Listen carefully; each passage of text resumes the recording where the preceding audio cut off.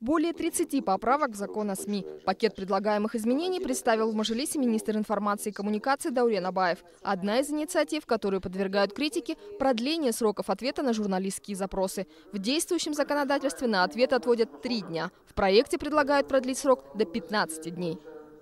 О том, что органы государственного управления, как обладатели информации, имеют право в течение 15 дней готовить ответ на запрос журналиста.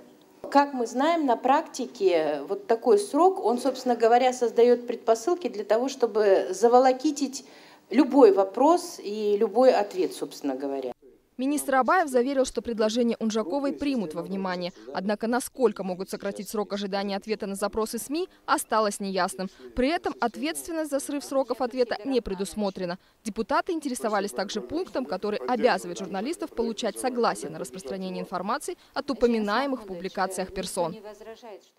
Законопроектом предполагается дополнить статью 21 Закона о средствах массовой информации нормы, обязывающие журналистов получать согласие от лиц на распространение в СМИ информации, затрагивающей личную, семейную, врачебную, банковскую, коммерческую и иную охраняемую законом тайну.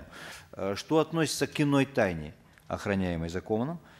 Вице-министр юстиции Зауреш Баймолдина в ответе на вопрос депутата сказала, что к иной тайне может быть отнесена тайна служебная. Речь может идти о служебной тайне, которая также охраняется законом. Поэтому говорится и иная тайна, охраняемая законом.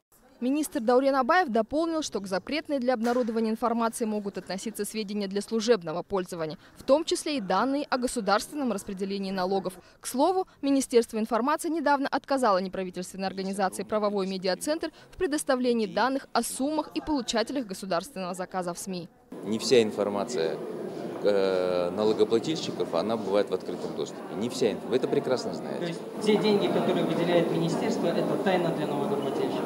Получается, да. Не тайна. Это для служебного пользования. Это является для служебного пользования. Почему? Это вопрос не ко мне, это вопрос к юристам. Вы должны у них спросить, почему они являются. Это же не я. Разработанный Министерством информации проект предусматривает внесение изменений и дополнений в несколько законов. Необходимость поправок ведомство объясняет стремлением якобы повысить качество казахстанских СМИ.